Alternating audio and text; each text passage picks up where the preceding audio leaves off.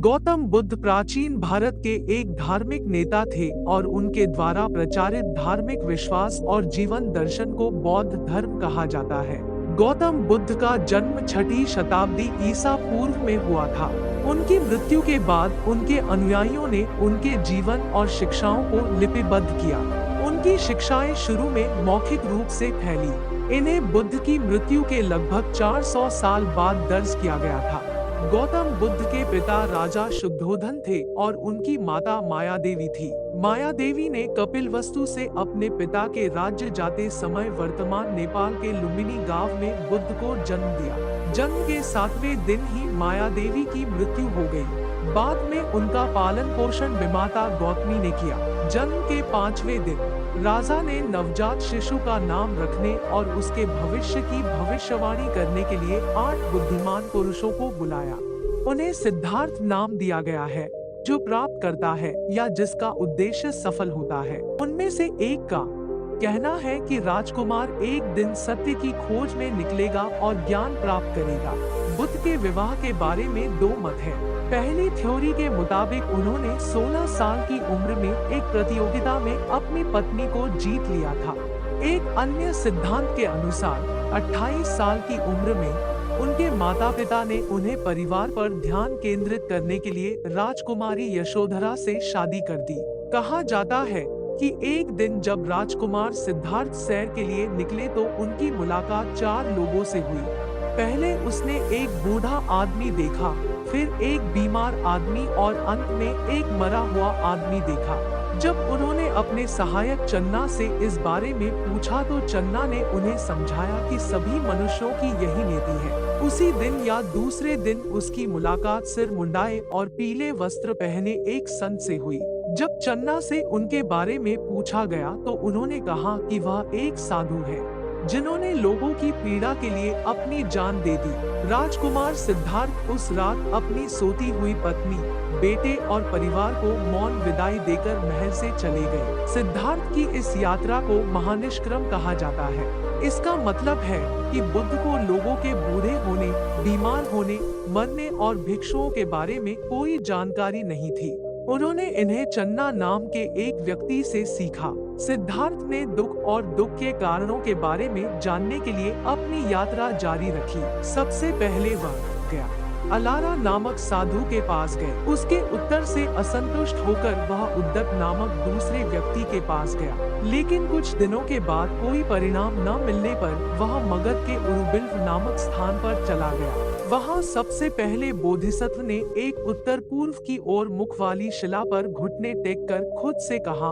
अगर मुझे बुद्धत्व प्राप्त करना है तो बुद्ध की एक छवि मेरे सामने आए। जैसे ही ये शब्द बोले गए, चट्टान पर 3 फीट लंबे बुद्ध का प्रतिबिंब प्रतिबिंबित हुआ। बोधिसत्व के तपस्या में बैठने से पहले दैवज्ञ ने कहा, यदि आप बुद्धत्व प्राप्त करना चाहते हैं तो आपको यहाँ नहीं बैठना चाहिए। आपको यहाँ से आधा योजन दूर एक पत्तेदार पेड़ के नीचे तपस्या में बैठना चाहिए। तब देवता बोधिसत्व को अपने साथ ले गए। बीच रास्ते में एक देवता जमीन से एक कुश तोड़कर बोधिसत्व को देते हुए कहते हैं कि यह कुश सफलता का प्रतीक है। बोधिसत्व प्राप्त करने के बाद वे लगभग 500 हाथ आगे बढ़े और एक पत्तेदार वृक्ष के नीचे जमीन पर कुश का वृक्ष रखकर पूर्व दिशा की ओर मुख करके तपस्या में बैठ गए। कठिन साधना के फलस्वरूप उनका शरीर क्षीण हो गया, लेकिन इस तपस्या के माध्यम से वह भय, लालच और वासना पर काबू पाने और अपने मन पर पूर्ण नियंत्रण हासिल करने में सक्षम थे। उसे तुरंत एहसास हुआ कि इसका कोई मतलब नहीं होगा, इसलिए उन्होंने दोबारा भोजन करने का फैसला किया। अंततः कठोर तपस्या के बाद उन्हें बुद्धत्व प्राप्त हुआ। उन्होंने दुहक, बुद्ध के दर्शन का एक प्रमुख भाग दुहक का कारण और उसका निवारण है। इच्छा ही सभी दुहकों की जड़ है। बौद्ध धर्म में सभी प्रकार की आसक्तियों से मुक्ति ही मुख्य लक्ष्य है। इसे निर्वाण कहा जाता है। निर्वाण शब्द का शाब्दिक अर्थ है विलुप्त होना, विघटन, समाप्ति।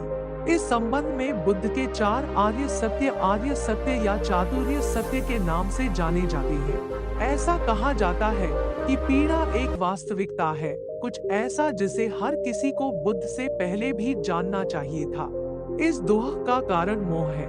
निर्वाण सभी प्रकार की इच्छाओं और बंधनों से मुक्ति है। इन्हें बुद्ध के 4 आर्य सत्य कहा जाता है। बुद्ध ने परलोक के बारे में भी बहुत कुछ कहा।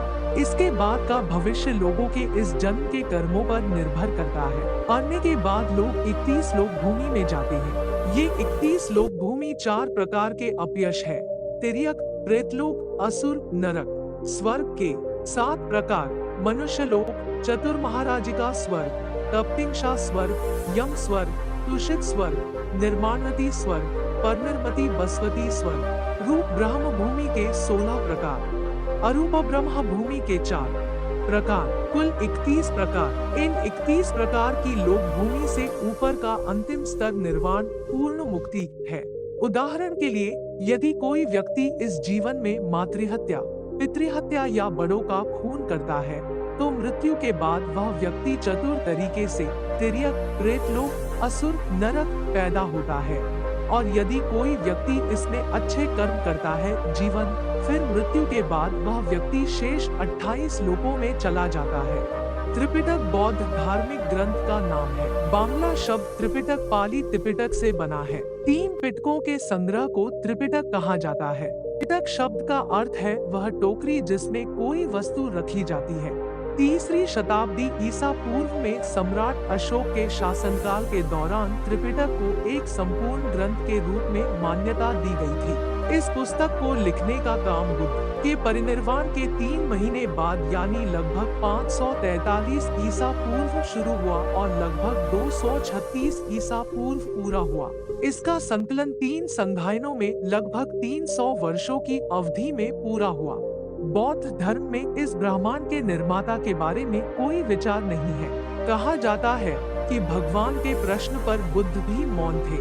परिणाम स्वरूप उनके धर्म ग्रंथों को स्वाभाविक रूप से ईश्वर का वचन नहीं माना जाता है। इस अत्यंत महत्वपूर्ण बिंदु को ध्यान में रखते हुए यहाँ बौद्धों के लिए कुछ तार्किक प्रश्न दिए गए हैं, आक्रामक या अपमानजनक नहीं। अपने कर्मों के आधार पर किसी का पुनर्जन्म और मृत्यु होगी या नहीं, उसे निर्वाण प्राप्त होगा, इसका प्रबंधन और नियंत्रण कौन करता है? गौतम बुद्ध के सामने चट्टान पर 3 फीट लंबी बुद्ध की छवि कैसे प्रतिबिंबित हुई? दैवज्ञ और देवता कहाँ से आए? और गौतम बुद्ध को ज्ञान कहाँ प्राप्त हुआ? स्वर्ग, नर्क, राक्षस आदि कहाँ स्थित है और इन्हें किसने बनाया है?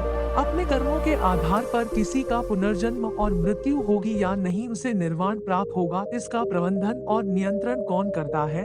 गौतम बुद्ध के सामने चट्टान पर 3 फीट लंबी बुद्ध की छवि कैसे प्रतिबिंबित हुई? दैवज्ञ और देवता कहाँ से आए? और गौतम बुद्ध को ज्ञान कहाँ प्राप्त हुआ? स्वर्ग, नर्क, राक्षस आदि कहाँ स्थित है और इन्हें किसने बनाया है? बौद्ध धर्म के अनुसार हत्यारों, बलात्कारियों, युद्ध अपराधियों, आतंकवादियों और अन्य प्रमुख अपराधियों जो पहले ही मर चुके हैं, उन पर मुकदमा कैसे चलाया जाना चाहिए और तदनुसार दंडित किया जाना चाहिए? उन लोगों का क्या होगा जिन्होंने उनके हाथों कष्ट सहा है या पीड़ित हुए हैं? क्या उन्हें कभी न्याय नहीं मिलेगा? उनका न्याय कौन और कैसे करेगा? जीव हत्या करना महापाप है, अच्छी बात है, लेकिन अगर कोई यह महापाप करता है तो बौद्ध धर्म के अनुसार उसके लिए कोई न्याय या सजा है या नहीं?